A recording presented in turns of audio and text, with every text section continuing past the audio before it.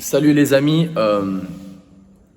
ça fait longtemps que j'ai pas fait de vidéo et il y a une raison pour laquelle je ne fais plus de vidéos depuis certain temps.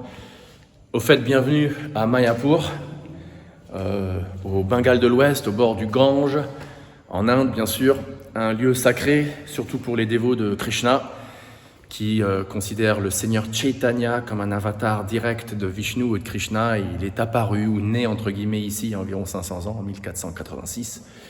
Et c'est un petit village qui existe depuis des centaines d'années, qui là maintenant commence depuis 50 ans à devenir carrément une petite ville internationale, quoi. La raison pour laquelle je fais plus de vidéos, c'est que ça fait 12 ans que j'essaie de terminer un bouquin qui va probablement s'appeler Moine jusqu'à lundi.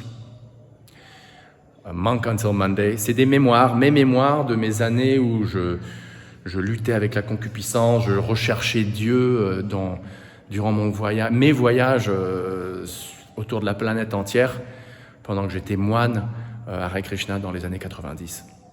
Et donc je me suis dit, je vais arrêter de faire des vidéos YouTube que j'adore faire, et d'ailleurs je vous remercie énormément pour faire partie de cette petite communauté. Je vous en suis hyper reconnaissant, vraiment, du fin fond de mon cœur. Mais je me suis imposé cette règle pour terminer ce bouquin, Donc avec vos prières, je le terminerai bientôt, et une fois qu'il est terminé et traduit en français d'ailleurs, je me remettrai à faire des vidéos.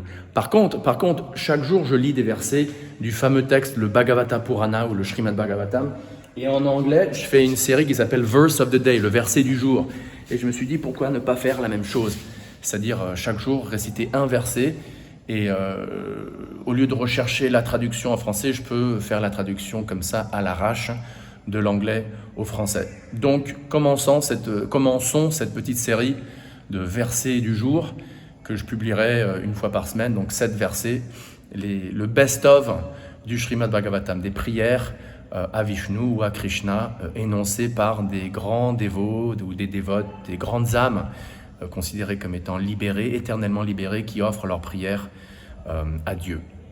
Donc commençons avec le 24e verset du 10e chapitre du premier chant,